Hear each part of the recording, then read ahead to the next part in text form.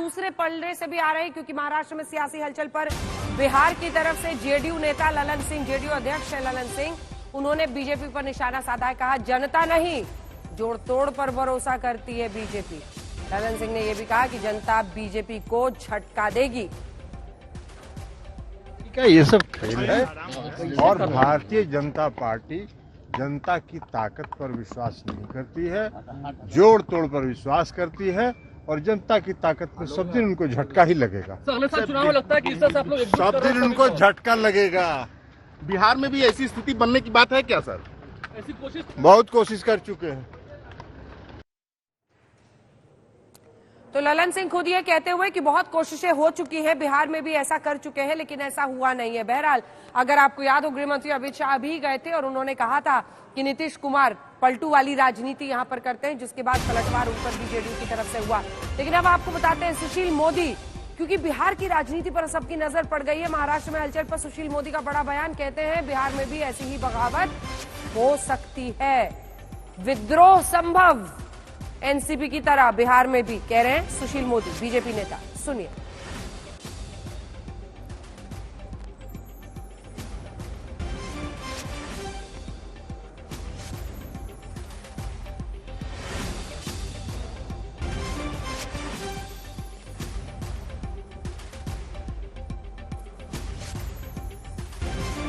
बिहार में महाराष्ट्र जैसी स्थिति मुमकिन, ये कह रहे हैं सुशील मोदी। क्या उन्होंने ट्वीट करके कहा है, आपको पढ़ा के सुना देते हैं। एनसीपी में विद्रोह विपक्षी एकता की पटना बैठक का परिणाम है, जिसमें राहुल गांधी को प्रोजेक्ट करने की जमीन तैयार की जा रही थी। बिहार में भी महाराष्ट्र जैसी स्थिति बन सकती है, इसे भांपकर नीतीश कुमार ने विधायकों से अलग अलग बात करना शुरू कर दिया। जेडीयू के विधायक सांसद न राहुल गांधी को स्वीकार करेंगे न तेजस्वी यादव को। तो विपक्षी एकता की ही वजह से और विपक्षी एकता की जो बैठकें हुई हैं उसकी वजह से ये भूचाल महाराष्ट्र की राजनीति में आया, ऐसा कहना है सुशील मोदी का। और वो कह रहे हैं कि उसी का परिणाम होगा कि बिहार में भी ऐसा कुछ होने वाला है, विद्रोह संभव है, क्योंकि विपक्षी एकता की बैठक में राहुल गांधी के वर्चस्व को कायम करने की कवायद की गई थी, जिसे कोई भी नेता स्वीकार नहीं करेगा। ये अपने आप में अद्भुत है कि अजित पवार ने किस तरह से आज शपथ ली है। पिछले बार साल में 3 बार डिप्टी सीएम पद की शपथ उन्होंने ली। हम तस्वीरें आपको दिखा रहे हैं, तीनों तस्वीरें आपके सामने है। साल 2019 जब सुबह सुबह उन्होंने देवेंद्र फडणवीस के साथ उप मुख्यमंत्री पद के तौर पर शपथ ले ली थी। 26 नवंबर 2019, फिर 29 जून, जिससे वो 30 दिसंबर 2019 तक उप मुख्यमंत्री रहे। इससे पहले कि शिंदे गुट ने बगावत की और उसके बाद अब 2 जुलाई को उन्होंने फिर से देवेंद्र फडणवीस और एकनाथ शिंदे की सरकार में उप मुख्यमंत्री पद की शपथ ले ली है। आज ही शिंदे सरकार को 1 साल पूरे हुए हैं। बतौर मुख्यमंत्री एकनाथ शिंदे ने 1 साल पूरा किया, उप मुख्यमंत्री के तौर पर देवेंद्र फडणवीस ने। लेकिन आज ही जब अजित पवार ने एनसीपी में बगावत कर उनके साथ उप मुख्यमंत्री पद की शपथ ले ली, तो एकनाथ शिंदे और बीजेपी सरकार सवालों के घेरे में आ गई। इन तमाम मुद्दों पर एकनाथ शिंदे, मुख्यमंत्री महाराष्ट्र से हमने बातचीत की है। शिंदे साहब, अभी जो हुआ है अचानक, आज 1 साल पूरा हो रहा था आपके सरकार बनने को, और बराबर 1 साल के बाद आपकी सरकार में एक और एक डिप्टी चीफ मिनिस्टर ज्वाइन कर रहे हैं। एनसीपी आपके साथ में आ गई है, ऐसा अजीत दादा का कहना है। अजीत दादा भी आपके साथ में डिप्टी चीफ मिनिस्टर बनेंगे। आपकी क्या प्रतिक्रिया है, कैसे हुआ ये सब? ये किस तरीके से हुआ, अजित पवार का आपके साथ आना, ये किस तरीके से हो पाया? 1 साल पहले एक धमाका हुआ था ना जी, साल खत्म हुआ कल, तो उसका सेलिब्रेशन आज कर दिया। लेकिन अजित पवार के 1 साल पहले धमाका हुआ था, उसका सेलिब्रेशन आज कर दिया।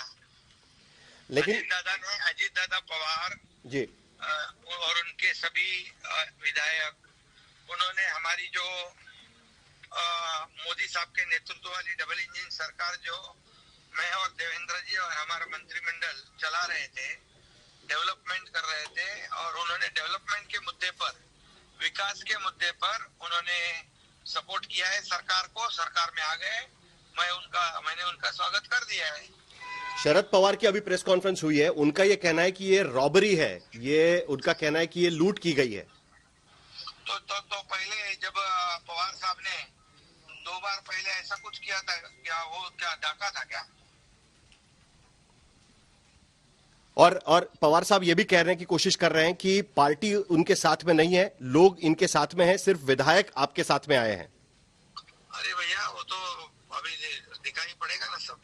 अभी इतने बड़े पैमाने पर मेजोरिटी विधायक, एमपी, पार्टी के लीडर तो मैंने देखे उसमें, उनमें तो एक कार्याध्यक्ष भी पार्टी का था, प्रफुल्ल पटेल। वो ये कह रहे हैं कि आपके पार्टी के कुछ लोग जो मंत्री बनने की सोच रहे थे, उनको ये मौका नहीं मिल पाया, उसके वजह से वो नाराज दिख रहे थे जो स्वेरिंग इन सेरेमनी हुआ, क्योंकि उनकी जगह पे अब अजित पवार के साथ में जो एनसीपी के विधायक आपके साथ आए वो मंत्री बन गए। नहीं, देखिए, हमारे लोग जो है ये कुर्सी और सत्ता की लालच में आए नहीं है। ये जनता की भलाई के लिए सरकार हमने बनाई है।